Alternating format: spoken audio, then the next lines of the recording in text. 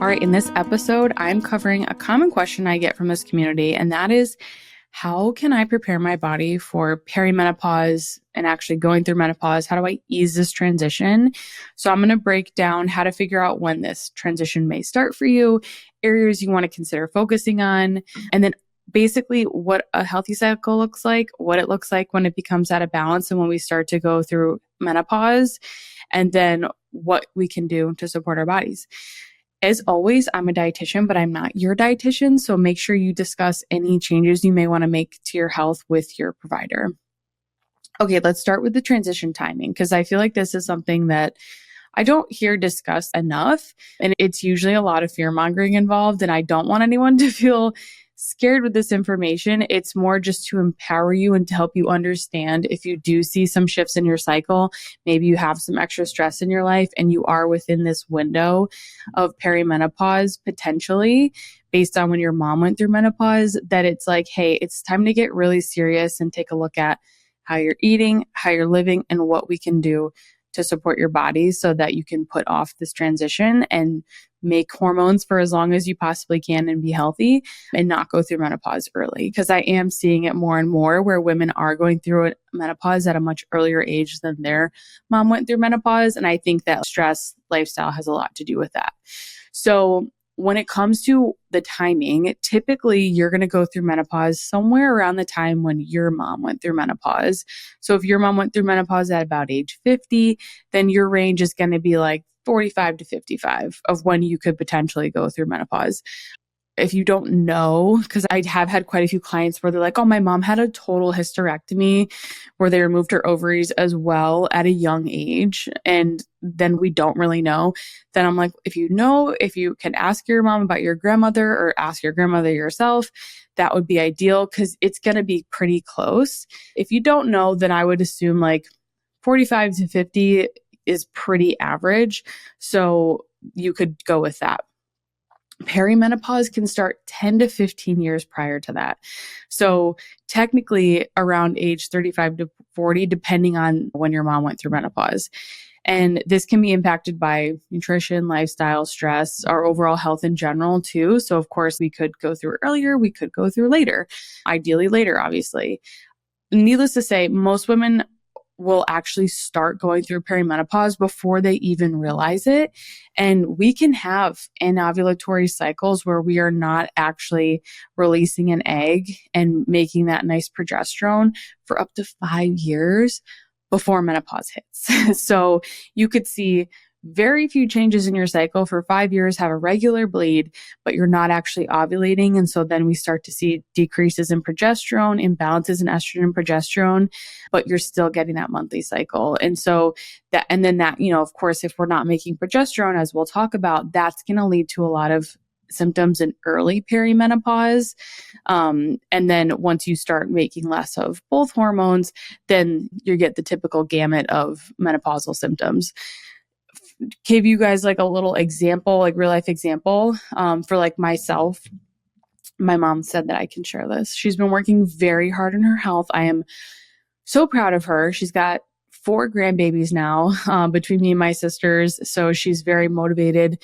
She wants to be super active. We call her Mima. Just make sure that she can travel, see her grandbabies all the time. And they're all incredibly active toddlers and babies right now. So they're putting Mima to work when she visits. So, she's been really working on supporting her circadian rhythm. She has been making lots of shifts with supporting her digestion because she was previously on reflux medication. So many amazing things, but she's still been dealing with symptoms. So we're working on optimizing her health as much as we can. But she went through menopause when she was 52. My grandmother went through menopause when she was about 55. So pretty close to there. I'm like hoping to get closer to 55 if I can, optimize my health as much as possible. But 52 puts my 10 to 15 year onset between 37 and 42. And right now I'm 34. So I'm like, that's too close for comfort personally. Way too close. And so this is something that I've really been diving into because I'm like, I want to support myself as much as I can. My mom had great cycles for a really long time, like up until like a few years before she went through menopause, not a ton of crazy symptoms. So I'm hoping to have a similar experience. And it's just really put this topic on my radar and something where I'm like, I need to make sure I talk about this with you guys because I feel like, I have a huge range of listeners, but I know I have a lot of young moms, young women that listen to me. And I'm like, it might be closer than you realize. So especially, if you have fertility goals or goals of becoming pregnant, like you want to know this stuff. So that's about the transition timing. Just helpful to keep in mind, okay, when is your potential timing start? And then that's something where using I use fertility awareness method to monitor my cycles. That's really helpful because then I can confirm if I'm ovulating every month. And when I see shifts in that would be a big red flag for me. So that's like another reason to track your cycles if you can. So what is happening to our hormones? What's the transition? What imbalances can come up? So I'll talk about that in a second, but just so everyone is on the same page, I want to go through what does a healthy cycle look like? What does it create for us? What kind of hormonal environment? And then we'll talk about what shifts happen as we start to go through perimenopause and our, ovaries are not signaling the same way that they used to. So a normal cycle, we start to bleed on day 1 of our cycle, and that's when our hormones are at their lowest point. And then our hypothalamus is going to release gonadotropin releasing hormone, talks to our pituitary. That pituitary gland is then going to release FSH, and that's going to stimulate the follicles in our ovaries. And then these follicles are going to release estrogen, and that makes the FSH go down. So we've got this follicle stimulating hormone coming from our pituitary gland to try to stimulate those follicles in our ovaries to grow, to get ready to release an egg. So we get those follicles then make estrogen, and then that follicle stimulating hormone goes down. The dominant follicle gets selected, and then the egg development starts. So our brain's talking to our ovaries, talking to the follicles. They're releasing estrogen. Now they're getting an egg ready to release. We get this nice peak of estrogen, and that causes the egg to mature. Then we get a nice surge of luteinizing hormone, LH, and that FSH again. This leads to ovulation. So we need this nice surge of estrogen. We need this LH and FSH. We get that egg released from that dominant follicle, and then the FSH and LH go back down. And then the egg is released, that follicle then becomes what's called a corpus luteum, and that causes progesterone to peak. That's where we get a nice production of progesterone if it is nice and healthy, if we have enough nutrients, if we have we have thyroid that's giving us enough thyroid hormone. And this leads to a nice mix of estrogen and progesterone, beautiful levels in the body if everything's working as it should. And so this is happening every single month, typically 28 days. It can range from 26 days to 35 days could be considered a normal cycle. These are things we want to all keep in mind. As we age, our ovarian reserve of eggs is declining. And then eventually we're going to have anovulatory cycles where we're not releasing an egg. So we're not going to have that follicle that's released the egg after to make that progesterone. And so this means we're just making estrogen. We're not getting that release, not making progesterone. And so typically when perimenopause begins, when we start to have anovulatory cycles, we have estrogen dominance. And it doesn't always mean that estrogen is actually high. It could just be high in relation to progesterone because they both need to go, be balancing each other out. When estrogen is higher, progesterone is going to try to match it. So that's another thing leading up to perimenopause. If we are going into perimenopause transition with already having too much estrogen, we're typically going to have that imbalance and use up more of our progesterone quicker because the progesterone is trying to match the estrogen. Progesterone is probably the coolest hormone ever. It's one of those where it does so many different things, and we have receptor sites for progesterone all over the body. And it has the ability to bind to different hormonal receptors and take up different positions in the body. So if we're missing out on something else, progesterone can step in and kind of pick up the slack if we have other dysfunctions going in the body. This is why I think that so many women are struggling with their progesterone levels. It's not just that it might not be that they're not making enough, but it could be that they have too much estrogen, so their progesterone's trying to match it. That uses more up.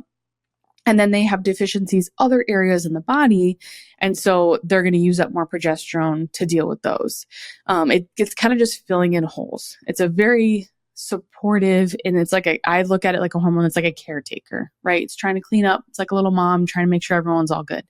So that typically leads to us having depleted levels of it, even if we're having regular cycles and making enough every month, if we have a lot of stress, dysfunction going on in the body. So that's why we want to enter perimenopause without that is the whole goal. And that's at least my plan, what we help our clients do. And that's the number one thing going in.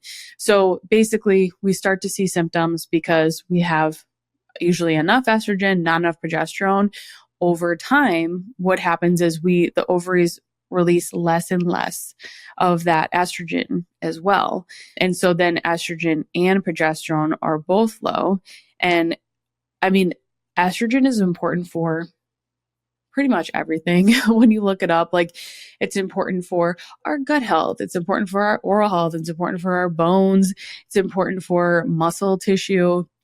It's important for blood sugar and inflammation. I mean, it's endless, the things that our body needs estrogen for. And this is why when you look at research that talks about the health of women pre-menopause versus post-menopause, when they're no longer making hormones, the health outcomes typically go way down. And this was kind of the conversation I'm having with my mom of all right, we have to just get you as healthy as we possibly can. And then she's going to use HRT. She's going to try it. So we'll see how it goes. Many of our clients do really well with HRT. We're going to have that whole episode with Marie and Kristen to kind of go more into that and the importance of having enough hormones post-menopausal and how it can impact your health and vitality for the rest of your life. So I promise we'll cover it, but it's difficult to have it be super beneficial if you have not prepared your body for it. Because again, those hormones, like progesterone especially, they're going to get used up and they're going to be filling in holes in other places. We want to make sure that all those other places are as optimized as they can be first, and then consider adding something in. But this is where you would talk to your doctor, of course. So those are the shifts that are happening with hormones. Eventually, they're going to be depleted. You're not making any once that ovarian reserve is depleted. Typically, we even have 100 follicles left over, even once we've gone through menopause. And we don't know why they don't get stimulated and release an egg eventually. There's not enough research on that yet, but I think we will maybe in the next few years. But the ovaries cease to continue to function. We no longer get a period. And once that has happened, typically for about a year, that's when you're considered to have gone through menopause. That's your transition. And typically leading up to that time, your cycles can be much more erratic and irregular. But again, some women have regular cycles for 5 years without ovulating leading up to menopause. So hormones are slowly going down, becoming out of balance. That's when we start to see, especially things like anxiety can pop up, sleep disruption, issues with weight gain, all those things. And that's because of the decrease in hormones are affecting other areas of the body. So one of those, I think of the ovaries make less estrogen. So that decrease in estrogen leads to us not tolerating as many carbs because estrogen helps make us more sensitive to insulin, which can lead to more insulin resistance. Estrogen can also impact leptin signaling. Leptin is a very cool hormone that is telling your body how much energy is reserved. It tells your brain every single night, hey, this is how much energy Amanda has on her body. So this is what our appetite should look like tomorrow. This is how many calories we should burn tomorrow. When we have many things can impact leptin, we need to have a podcast episode on that. I got to have Carrie Bennett back on to talk about that. Light and circadian rhythm has a huge impact on leptin. When it comes to hormones, estrogen does too. So if the lower the estrogen level, the more disrupted that leptin signaling can be. Plus, if we pair that with insulin resistance, then that's a recipe for weight gain. right? And then if we also have a slower metabolism, that we're struggling with sleep, that's of course going to impact leptin and insulin resistance again. The body's inflamed, and we have this vicious cycle that is leading to not sleeping well, low energy. It can definitely impact our mood big time. Hormones have a huge impact on our mental health. And then, of course, like more inflammation, that leads to more inflammation in the brain, and then that can lead to more depression and anxiety. But I think a lot of it is it's kind of like this snowball effect. We start to see some imbalances creep up, and then we get symptoms, some dysfunction in the body. They compound because it's not like our hormones are getting more balanced. The more we go through menopause, they're becoming more out of balance. And, a lot of times we're just told that it's normal. It's a normal a part of aging. It's normal to gain weight. It's normal to have more fat in your abdomen and have your body shape change. And it's a part of aging. And it's like, not that I think we should work against aging. I'm very much, I barely even like to wear makeup. So I'm definitely not like let's do a bunch of stuff to look younger, but I just care about women's health. And ultimately, long term, having enough estrogen and progesterone, even in smaller amounts through HRT, has been shown to help prevent disease and improve health and vitality. So your quality of life in the long run. We need those hormones pumping through us for so many things. And then again, like that progesterone. So I just think about when our brains are experiencing trauma and a lot of stress, research has shown us that they will release progesterone. We'll release progesterone from our brain. We'll release it from our adrenals when we're trying to compensate. And so I think a lot of what's happening in postmenopausal transition, we're getting a lot of imbalances and we're experiencing more stress because of these symptoms that are popping up. We don't feel like ourselves. I mean, that's really stressful. And then typically not having great support from a provider. At least that's been my experience with women in most cases. My mom just found she has a really good PCP right now who referred her to she's an OB, I guess technically, that works with HRT, and that's like all she does. And I'm hoping she's going to be amazing. But even her PCP is awesome and is so supportive, will run any labs that I ask her to. So it's not easy to find that though. And so that's something that I always keep in mind. And that can be another big stressor of how can I get the help that I need? The other big shift that is occurring is typically our thyroid health. The research shows as we age, our thyroid becomes more sluggish and our metabolism slows down. We make less stomach acid. That's why many people are on PPIs, like for reflux and things like that. And that is very unfortunate because that leads to nutrient deficiencies, and that can further impact our hormones, right? And like gut health and inflammation in general. But the thyroid's a big one. And it's another one where it's kind of like our hormones. Like, should we accept that as we age, our thyroid becomes sluggish? The way that I would look at it is, as we age, we are more likely to have chronic stress, and that will definitely impact how our thyroid gets signaling from our brain to make thyroid hormone. We can also have nutrient deficiencies. We're much more likely to have them. That makes it hard to make thyroid hormone and use thyroid hormone. So it's not that it has to be this normal part of aging. I think it's more that our thyroid has become tired, we're deficient, and we've been stressed for so long that then we eventually have thyroid issues. We need a healthy thyroid for everything in the body, but a big one is digestion.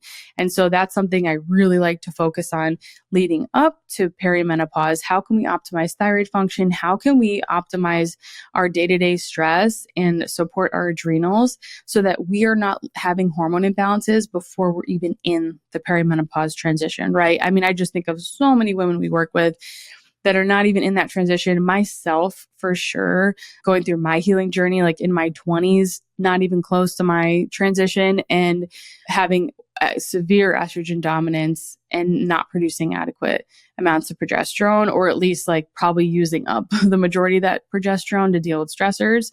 And that's a huge red flag because that's the time when I should have the most balanced hormones, the most healthy functioning thyroid, and all those things. So that's something where if we're focusing on supporting thyroid, making sure we have good digestion so that we can break down our food well, get those nutrients we need, not constantly being on the go, not running on stress hormones all the time, because eventually we're going to get depleted. And that signaling, that's dysfunction in the signaling in our hypothalamus pituitary adrenal axis that controls our stress hormones, that will impact our thyroid, and that will absolutely impact our production of sex hormones as well. So there's so many different shifts that are occurring. It's not just that our body is no longer making hormones or the amounts that they're making is shifting over time before we get through menopause. It's also that we have dysfunction in other areas of the body. So basically, we're seeing this reduction in sex hormones, and then we're typically seeing a slowing down of thyroid that will lead to more of a reduction in sex hormones. We see chronic stress leading to that dysfunction in how we make stress hormones, that HPA axis dysfunction. And then we see lots of inflammation because of this lower sex hormone amount, but also from things like stress, thyroid dysfunction, and having that over and over and over impact things like blood sugar, leptin signaling, and then lead to inflammation. So there's many shifts that are occurring. It's not just sex hormones. I have a whole series on supporting thyroid health and understanding your thyroid health. The link for that, it's called the Functional Thyroid Series, is going to be in the show notes. If you have not gone through it yet and you want to start learning about how to understand, is my thyroid functioning well? The series is worth it. It's 6 videos. It's really good. It's a lot of information on thyroid, but it helps you understand where are your thyroid imbalances coming from, because the thyroid's not as straightforward as you're not making enough thyroid hormone. It's like, why? Is it coming from signaling issues in the brain? Is it coming from nutrient deficiencies? Is it coming from stress? And looking at blood work and a hair test can help you understand where yours is coming from. So that is something that, I do that anyway because I have a thyroid health history, but I would say leading up to this, your window for perimenopause to begin, focusing on thyroid health is going to be huge. That's going to make sure you can have a really healthy corpus luteum, make lots of progesterone, make sure you're ovulating every cycle, have good digestion. Once your thyroid slows down, everything starts to slow down. So thyroid's a really big part of preparing for perimenopause and menopause. We also want to have a healthy functioning thyroid as much as we can before we start taking HRT, because you want to get all the benefits from it. And that is something where we can use hormones even if we have not gone through menopause yet. Something like a bioidentical progesterone, I think, can be very helpful for women in that perimenopause time, because if you're starting to make less progesterone, maybe it's a thyroid issue, maybe you have a lot of stress and you can't keep up with production or like with how much your body needs, then that could be a time where maybe you talk to your doctor about using bioidentical progesterone after you test your hormones, of course, to make sure it's appropriate. But that's like what can really help with that early transition when estrogen is higher than progesterone and you're getting a lot of those symptoms. It can really make it so that you're filling up a lot of the holes if you have other dysfunction in the body, and then also meeting the needs so that you can balance estrogen and progesterone during that time and avoid symptoms. I've heard people discuss how it can be very helpful for delaying that perimenopause transition as well, especially for women that are in their window and still want to conceive. Then bioidentical progesterone could be really, really helpful. So that's something to consider. Again, I'll have Marie and Kristen on. We'll talk about all things HRT. Thyroid health should be on your radar. I have the 6-part series for that because that would be it would be like a 2-hour podcast episode. So definitely go watch that if you want to understand how you can support your thyroid. The other thing we want to think about is, what are the most important daily habits that we want to start focusing on as we move into this transition? Maybe just like your time, that 10 to 15 year window leading up to menopause. What can we do? How can we support our bodies? I think the number one thing is going to be to support your circadian rhythm and have healthy light exposure. This is something where we all have a circadian rhythm. It is this biological clock in our bodies that communicates to all the different systems when different functions should be occurring in the body. And it's all impacted by light that's coming through our eyes. That's what tells our body what time of day it is. We want to get lots of natural light exposure in the morning, get light throughout the day, like short breaks if you can, and then block artificial blue light whenever it's dark out. So at nighttime, and then if you get up before the sun comes out, you'd want to block it in the morning too. I did a full podcast episode with Carrie Bennett that I'll link in the show notes, but that is one that is incredibly helpful. All of our perimenopause and menopausal clients, like that's the first thing that we do with them. That's something that my mom worked on. And like for the last, I would say like, I'm so bad with timelines. I was probably like 9 months now. And that's what really helped her see a lot of success with her health and improve a lot of her symptoms in the beginning of starting to work on her health. I'm like, I got her blue blockers. I'm like, let's get outside in the morning. She's really good at getting light during the day, but not as much in the morning, but now she's great with it. And I got her eating breakfast, not waiting till like 11 a.m. to eat breakfast, not skipping breakfast, because eating is the other thing that tells our body what time it is. So that's why ideally, especially in this perimenopause, menopause timeframe, you get that morning light, you eat within an hour of getting that light, and you also only eat when it is light out. So I don't recommend nighttime snacks for this population unless they absolutely need it. Like if we have someone that sleeps better when they have the snack, obviously you're going to eat the snack. It's hard enough having good sleep during that season as it is. But we do find that most do better without that nighttime snack. And I think a lot of it is because of that leptin signaling in the brain that happens at night, and because it's more supportive for their circadian rhythm if they're only eating when it's light out. Primarily, the time of year can obviously impact this. Where they live is going to impact this. Our clients are within the US. We haven't had anyone in Alaska, actually. So that's because that would obviously be an extreme. That would be tricky and you'd have to shift things. But supporting circadian rhythm, getting healthy light exposure, eating with the light is something that we have found to be especially helpful for this season of life. A lot of them also have gut issues they don't know about because they've thought that things were normal for most of their life. They're told by their doctors that it's normal to not have a bowel movement every day. That's not constipation unless you go a whole week without a bowel movement or a certain number of days. And then they're learning, this actually is not normal. This could be impacting estrogen and different shifts I'm seeing with my gut health and inflammation in my body. Supporting your circadian rhythm can be really helpful for those having those regular bowel movements too. It's great for digestion, good gut bacteria, all the things. So that's typically where we start. And then the other thing that I think about for this population is how's your nutrition going to shift and change as you move through imbalances in estrogen and progesterone, lowering of sex hormones in general, how that's going to impact how sensitive you are to carbohydrates. So your nutrition will shift throughout your perimenopause and your menopause transition because how much hormones you're making is going to change, and that's going to impact how sensitive you are to carbohydrates.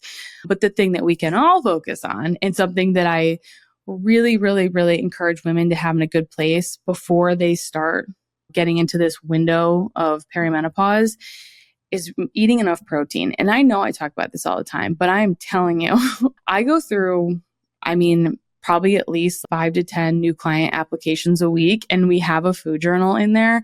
And I would say 90% are not eating enough protein. And that's something where I'm like, you could start working on this before you start working with us. You do not have to wait for one-on-one to begin working on this because you will feel better. You'll see some improvements just right off the bat from doing that. When we go through this transition of menopause, one of the top things that we also unfortunately have happen is we lose muscle mass. We have to really fight to keep it on. You don't have to lose muscle mass. If you eat enough protein and you strength train, I have seen women gain muscle mass even post-menopause without HRT. So it's not impossible, but it is something that you have to be very mindful of and intentional with. So eating enough protein, I would say for most women that are peri and postmenopausal, that's going to be probably 40 to 50 grams a meal in your ideally eating 3 meals a day. If you are very petite, it could definitely be closer to the 40. I would say probably no less than 40, especially if you're like, I would like to not lose muscle, or I'm doing strength training and I want to put more muscle on. So that's something that you definitely want to consider. But protein rich meals and dense meals. Protein rich meals are going to be dense meals, but not eating these small snacky meals throughout the day, but bigger, denser meals, and having those breakfast, lunch, and dinner. Breakfast an hour after you wake up, get that natural light in your eyes, at least 30 grams of protein. I would say ideally 40, depending on, height, weight, activity level, things like that. And then that will make it so that your blood sugar stays more stable throughout the day. The carb intake is what's going to change the most throughout your transition. It's pretty cool. I've had women kind of start with us and they're like, I think I'm going through perimenopause. We look at their charts for the last year and we're like, yeah, I mean, there's definitely some irregularities in your cycle. And then they work on stress. They work on their nutrition, their light exposure. I would say light exposure and nutrition are the number one ones. And then as we optimize those, other areas start to optimize, like they're digesting their food better, they're having better bowel movements, they feel better overall. Usually we use bioidentical progesterone as well. They'll notice that they actually tolerate more carbohydrates, whereas previously they had to lower them because they noticed they were gaining weight, they were constantly hungry, maybe they were feeling sleepy after a lot of their meals, their sleep was really disrupted at night from blood sugar shifts and stress hormones from the insulin resistance. And so that's something where we lowered them at first. Then as they started optimizing all these things and they're like, wow, I'm actually tolerating more carbohydrates now. I'm craving more carbs. I want more. They experiment with it and they can add more in. So I don't think that we have to have perfect health going to perimenopause to fix imbalances and to not have a ton of symptoms. But I think that you can start going through that transition and still ease a lot. I mean, my mom didn't work on anything until after she was postmenopausal, and she's seen a ton of things improve. She's gotten off medication. She's feeling way better, and she has the motivation to continue to work on her health. So it's possible to make changes regardless, but it's if we're going to, try to enter this season with as much ease as we can, it's going to be supporting your thyroid. You already have good light exposure. You're mindful of your stress, or you know how to calm yourself down after you've dealt with a lot of stress. You know what nutrition works for you, like how to eat enough protein, how much carb do you feel the best eating? You have good sleep, all those kinds of things. But again, it doesn't mean it can't be optimized. Carb intake adjusts the most. This is when I would say reducing carbs for a lot of people can be helpful, but upping protein has to take place. I see a lot of women reduce their carbs during the season because they read stuff online about how they shouldn't have as many carbs when they're perimenopause, postmenopausal, and then it tanks their thyroid. Their body is super stressed and they feel worse. It's typically because they didn't increase protein in their calories enough in general. So they just started eating way less and their body was like, what's happening? So that it's not just a one size fits all approach. And it's definitely not just lower carbs, but I do think lower carbs during breakfast can be helpful for this season because often leptin signaling is not the best. And so if we get sunlight in the morning, have a lower carb breakfast, plenty of protein, fat, I mean, even veggies and stuff, obviously that's fine. And then, have carbs with lunch and dinner, depending on how active you are and what you feel the best eating.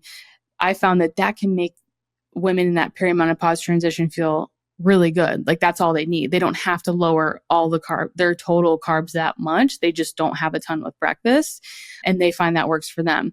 It's all going to depend on the person, and meeting yourself where you are now is, I think, one of the most important things we can do. Obviously, I'm trying to touch all the different areas when I cover how to prepare for perimenopause, but we're all going to be entering this in a different way.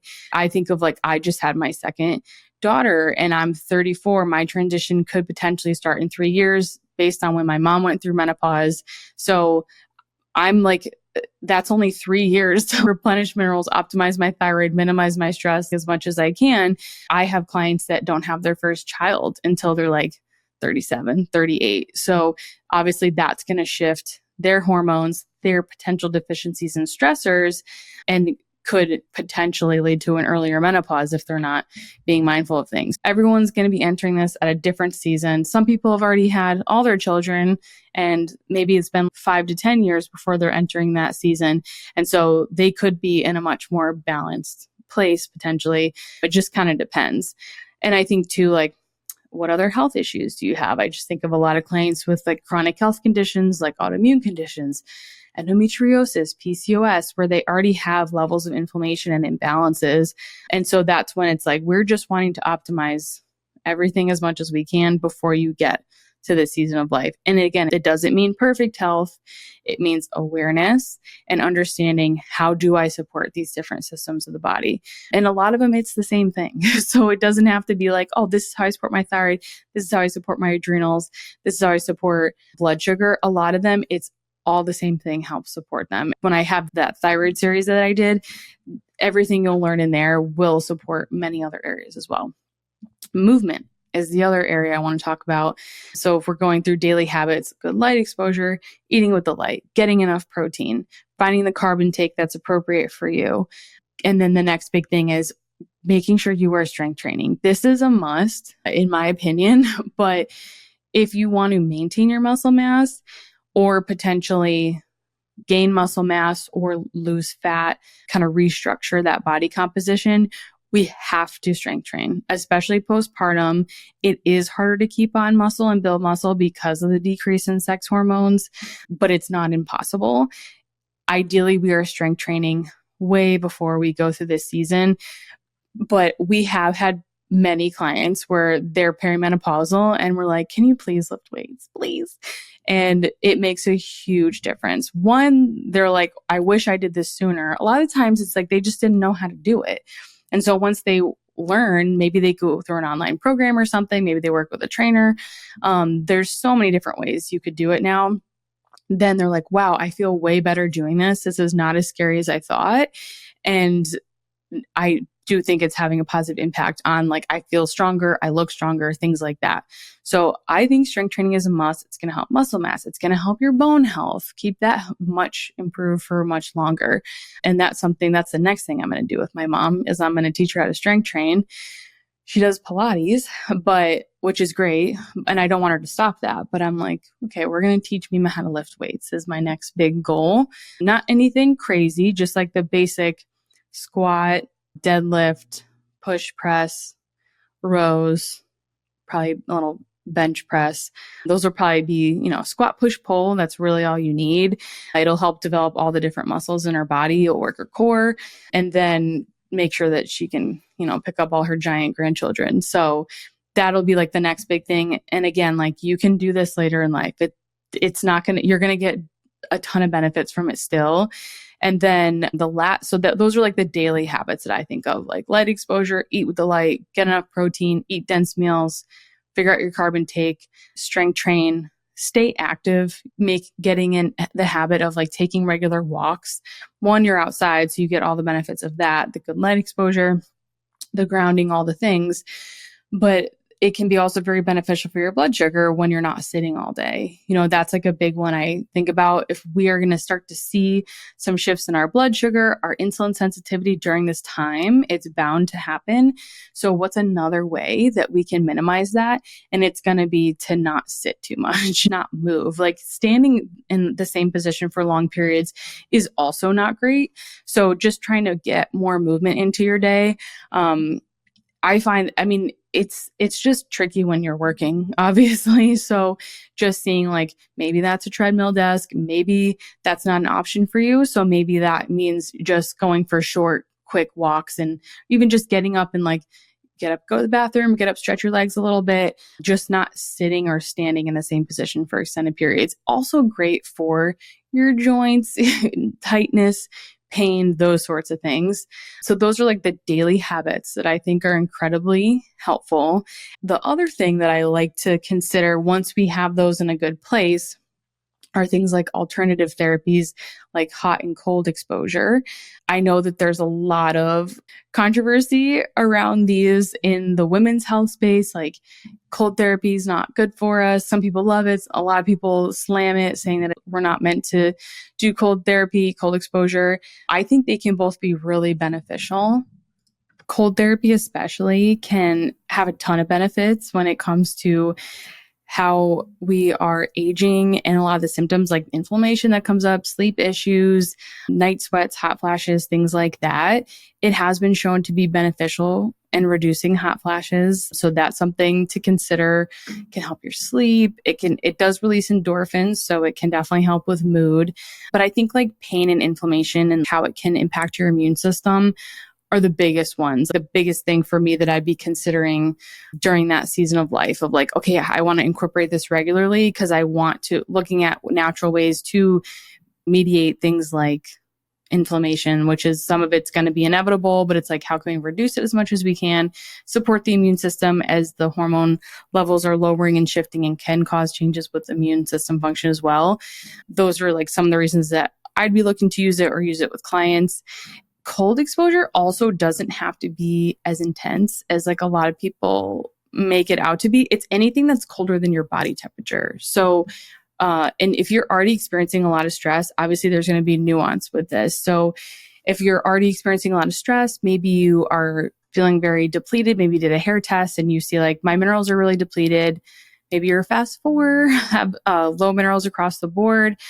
Or you feel like you're not super resilient to stress, which is a lot of the women that we see in that postmenopausal season, then we would want to ease into cold therapy and only do what you can tolerate. And I think we see a lot of cool videos online of people dunking into ice baths that are like, 30 degrees, and it's very intense. It doesn't need to be that. Cold therapy can be as gentle. Like if your body, obviously our bodies are like 98 degrees. If you're in 80-degree water, technically that's cold therapy. And the colder the water is, it doesn't increase the benefits, because even like anything's going to be a stressor, but if something is too stressful for us, then it's going to really have like negative benefits rather than all the beneficial ones. So things that like you could consider doing is like just putting your wrists in cold water to start and seeing how you tolerate that. And it doesn't have to be like a ton of ice. Like I love face dunks, like ice face dunks. I love them. I think they keep my skin looking as young as possible. I feel so good when I'm doing them, but that could be really stressful for some people. I don't put a ton of ice and make it like freezing cold. I don't take the temperature of it, but I basically just put some ice in there. The water's definitely cold, but it's not too extreme. And then I'll hold my face in there as long as I feel comfortable, take it out, repeat a couple times. Love them. I've done them for like 8 years. So my body's very used to it. But that's something where it's like, if we're looking at, okay, how could we potentially, they can be great for your skin and stuff too, great for circulation to the skin, which can really help with just like our overall health of the skin. So that's something where it's like, okay, maybe that's something that you want to incorporate if that's one of your concerns and you feel like it wouldn't be as stressful. Again, maybe you just use cold water the first time, you don't even add ice, put your face in for as long as you feel is good for you, feel comfortable with, and then take it out, take a break, and do it again when you feel ready, or just do it once. But typically you want to do it like 3-4 times and then just do what works for you. How you know if a type of cold therapy isn't, or just if you like in the winter, do cold therapy in the winter, just go outside and let your body be cold. We're in very like controlled environments. So probably the easiest and most natural way to incorporate hot and cold therapy is to, depending on where you live, like living more like with the seasons. So I think of people that live like in the Midwest, or like I'm from Connecticut. And so obviously like it gets really cold in the winter. So like letting yourself get cold in the winter, don't always be completely bundled up every single time you go outside.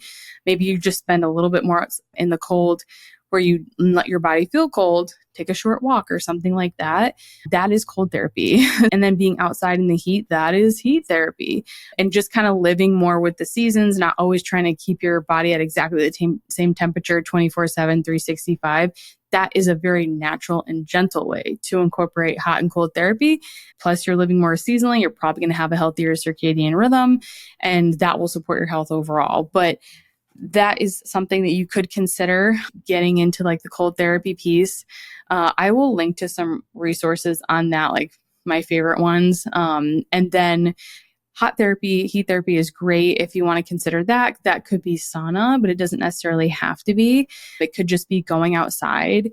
There's even studies that show like working out, just doing a hard workout in the sun, getting that infrared heat from the sun is similar to benefits from a sauna.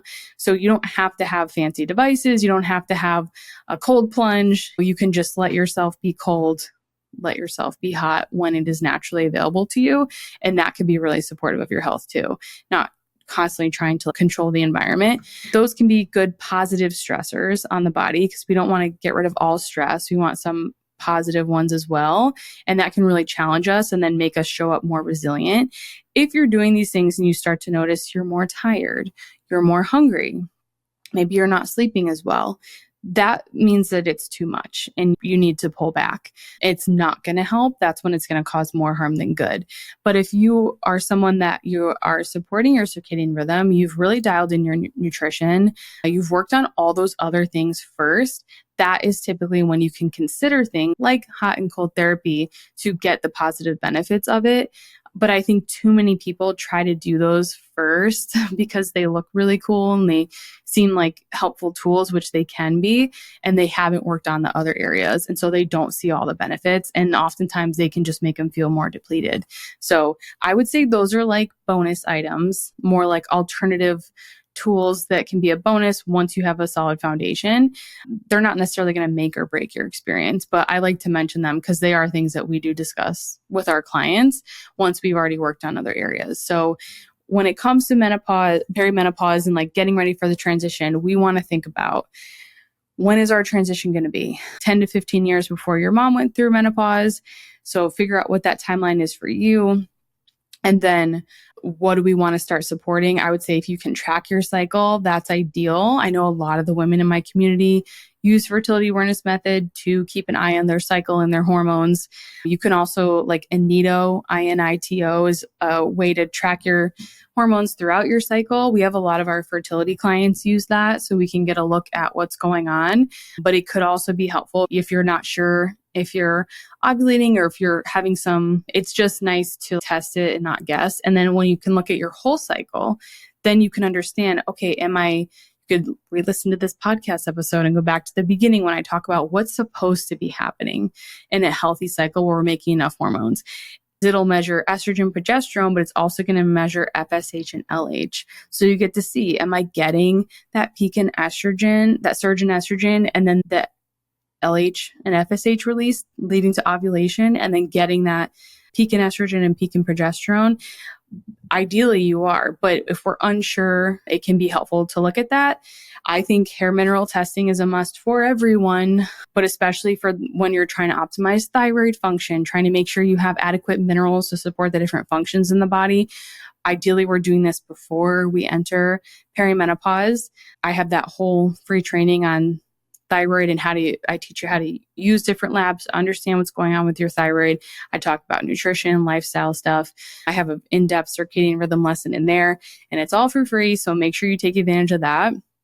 And then just understanding, okay, how can I support myself on a daily basis? What kind of habits can I build so that I am easing this transition, taking really good care of yourself so that you can feel good forever. And that is when we want to think about getting a healthy light exposure, eating with the light, blocking blue light at night. And then, of course, looking at our nutrition. Women need to eat more protein. So getting enough protein at your meals and making sure that you are figuring out what carb intake works for you. Maybe that's limiting carbs in the morning and having some with lunch and dinner.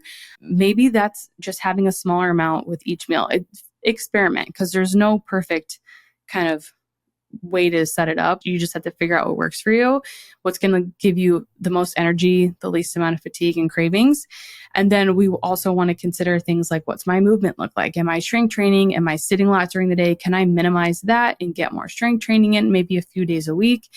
Finally, if you want to consider alternative therapies, something like hot and cold therapy could be really helpful. I'll try to put some resources in the show notes for that, or do a future podcast episode on those more in depth than we can get into here.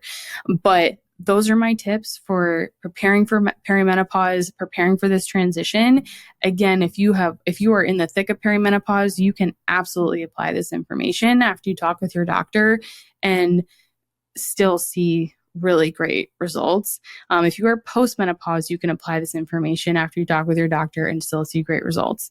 So there is no timeline on it, but if I know a lot of the women in my audience are very thoughtful and intelligent, and they're like, how can I prepare my body? So I hope that this episode helps you.